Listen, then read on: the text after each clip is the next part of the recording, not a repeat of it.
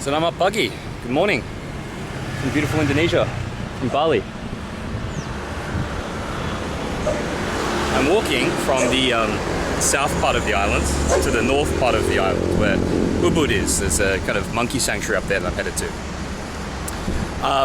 Part of the reason I'm walking, instead of doing what most tourists do and catching the bus or the train or the taxi, is because you get to stop past, little places like this. They're off the beaten track. You don't usually get to see.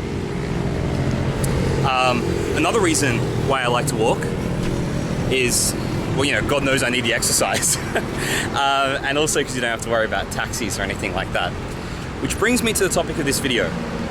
Taxis. Specifically, so I'm just going to cross the road at the pedestrian crossing, which will give you more time to look at this. So specifically taxis and what to do with them.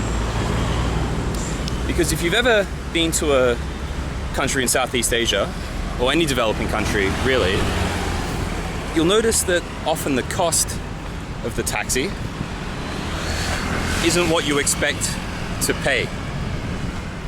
So my advice is this: to just simply avoid the taxis. So say for example, one thing that you can do is you can book a place to stay near the airport, especially if you're arriving late in the day. I think people get into a kind of mindset that it's just like the automatic thing that you should do is fly into the airport, get a taxi, and then have it take you to where you're intending to stay for the entirety of your trip. But that's not necessarily the best option. If you think about the taxi drivers that tend to wait around the airports, the reason that they choose the airports is, firstly in their defense, there's a lot of people who need taxis from there. No, thank you. So this is perfectly timed for my discussion actually. But another reason they go is so they can kind of find hapless tourists who don't really understand how the money works, don't know how much they'll be charged, or who don't have the concept, if they've never been to another country, that a representative of such an esteemed establishment such as the taxi industry might possibly try and rip you off. So think about what kind of logistics logically work for you. You don't have to go straight into the city. You can stay somewhere close to the airport overnight and then, the following day get a train in. But what happens if you're in somewhere like here in Bali where there is no train?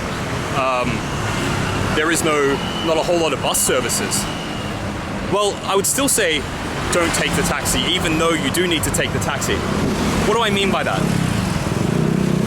I would recommend you, if you're coming to Southeast Asia, to open up the App Store on your phone, get an app called Grab. There's another app called GoJack. That's basically the Uber of Southeast Asia. So it's a set price. It will quote you, let's say, $10. You'll get in, the taxi will take you where you need to go, and then you'll pay the taxi $10.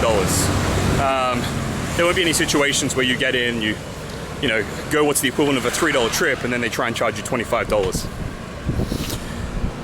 Now we've covered how to get around without taxis. But what do you do if you're walking around, let's say you have a itinerary like me, which is unlikely, just doing a crazy, absolutely senseless walk across the entire island with a backpack. Let's say you're walking to your hostel. The hostel's 5 minutes away.